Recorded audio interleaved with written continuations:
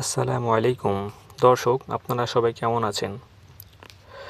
বাংলাদেশের মাদারীপুর জেলার সদর উপজেলায় আপন দুই ভাইসহ তিনজনকে মসজিদের ভেতরে কুপিয়ে হত্যা করা হয়েছে। ঘটনাটি নিয়ে নানা ধরনের আলোচনা হয়েছে। ঘটনাটি নিয়ে সামাজিক মাধ্যমে বিপুল তোলপাড় হচ্ছে। আজ ঘটনাস্থলে গেছেন এমন সাংবাদিকরা জানিয়েছেন, পুরো এলাকা পুরুষশূন্য হয়ে পড়েছে এবং সেখানে থমথম পরিস্থিতি বিরাজ করছে। কর্তৃপক্ষ সেখানে অতিরিক্ত পুলিশ মোতায়েন করেছে। জেলার পুলিশ বলেছে, এ ঘটনায় ৩ জনকে আটক করা হয়েছে এবং ৫৬ জনের নাম উল্লেখ করে মামলা করেছেন নিহত দুই ভাইয়ের মা সুফিয়া বেগম। মামলায় অজ্ঞাত আসামি করা হয়েছে আরও অন্তত ৮০ জনকে। বাকিদের ধরার জন্য অভিযান চলছে বলে জানিয়েছে পুলিশ। স্থানীয় সাথে কথা বলে যে ধারণা পাওয়া গেছে তা হলো, ওই এলাকার দুই বংশের মধ্যকার দীর্ঘদিনের রাজনৈতিক বিরোধ, আধিপত্য বিস্তার এবং নানা বিষয়ে পুঞ্জীভূত ক্ষোভের জের ধরেই এই ঘটনা ঘটেছে। বিশেষ করে সাম্প্রতিক সময়ে বালু তোলা নিয়ে দুই পক্ষের মধ্যে বিরোধ আরও চরম আকার ধারণ করেছিল। স্থানীয়দের কাছ থেকে আরও তথ্য পাওয়া যায় যে শনিবার বেলা ১১টার দিকে ৩ ভাইসহ কুপিয়ে হত্যার ঘটনা ঘটে জেলার সদর উপজেলার খোয়াজপুর ইউনিয়নে সর্দার বাড়ির সামনে মসজিদ। এরপর রক্তাক্ত মসজিদের ফ্লোরের ছবি ব্যাপকভাবে সামাজিক মিডিয়ায় ছড়িয়ে পড়েছে। চলুন দর্শক, আমরা ভিডিওর মাধ্যমে দেখি।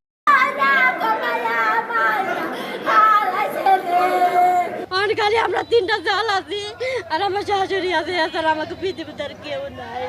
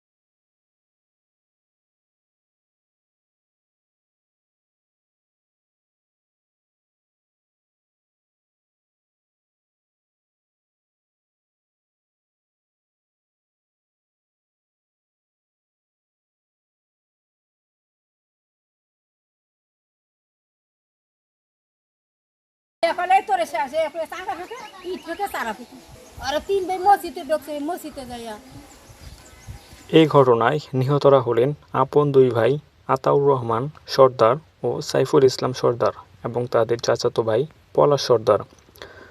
পুলিশ সুপার মোহাম্মদ সাইফুজ্জামান জানিয়েছেন, নিহতরা সাইফুল ইসলাম সেখানকার ইউনিয়ন স্বেচ্ছাসেবক ছিলেন।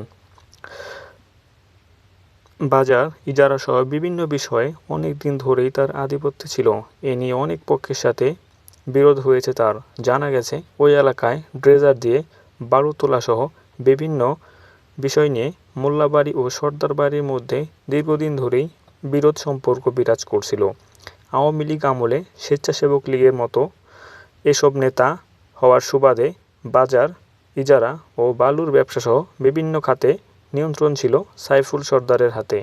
গত বছর আগস্টে সরকার পরিবর্তনের পর মোল্লাবাড়ির শাহজাহান মোল্লাসহ কয়েকজন এসব খাতের নিয়ন্ত্রণ নেওয়ার চেষ্টা করলে দুপক্ষের মধ্যে নতুন করে বিরোধের সূচনা হয়। শাহজাহান মোল্লা স্থানীয় বিএনপির রাজনীতির সঙ্গে জড়িত বলে জানা গেছে। নিহতদের মা সুফিয়া বেগম যে মামলা করেছেন তাতে শাহজাহান মোল্লাকেই প্রথম আসামি করা হয়েছে।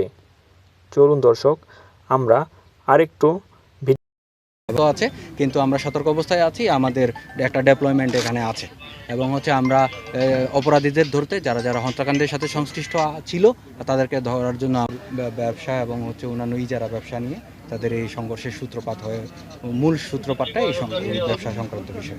এখন পর্যন্ত কয়জন মারা গেছে আর কয়জন আহত আছে? এখনও যাই হোক, এরকম ঘটনা যদি আমাদের দেশে আর না ঘটে সেজন্য পুলিশের উপযুক্ত ব্যবস্থা নিতে হবে। দর্শক, নিউজটি আপনাদের ভালো লাগলে অবশ্যই চ্যানেলটি সাবস্ক্রাইব করুন এবং লাইক কমেন্ট দিয়ে পাশে থাকুন। ধন্যবাদ।